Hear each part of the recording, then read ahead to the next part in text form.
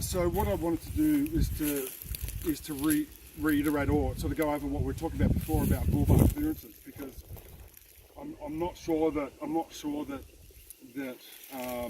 fitters are necessarily aware of the problems that they're creating when they're fitting these bars. We see it all too much. Now this is not even an extreme case of articulation or body flex, but if you come and bring this camera in and have a look at the bullbar clearance here, right? Now this is hard up against the vehicle's bodywork, right? Now whether or not there's been impact and it's severely damaged, it's probably not. But what it is doing is it's damaging itself. So if you come and have a look around this side, you can see the change in the flex here, the flex in the body, and the clearance here. Oh my goodness. So that's probably not enough even there. We should be seeing more than that, because it needs to be the difference.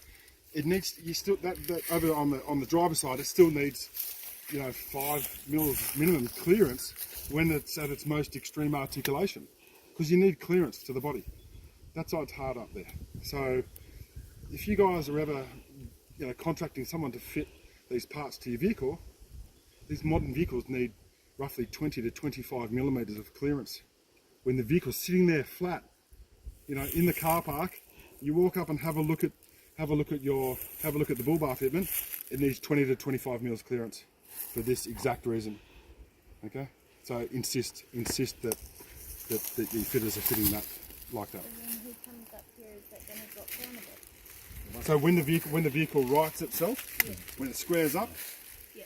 that it will solve it. So actually, Tony, do you want to jump in the car, and then we'll get the vehicle around on the flat there, and then we'll just continue to roll in this video, and I'll show you guys exactly right. So did the patrol was okay? You didn't comment on it. The patrol's too tight as well. Was it? Really? Yeah, it is. It's too tight. Because you have a look at it and you'll see. Okay. There's another example here. We can show you another example of why it's too tight. So we'll just bring this video up here and I'll show you.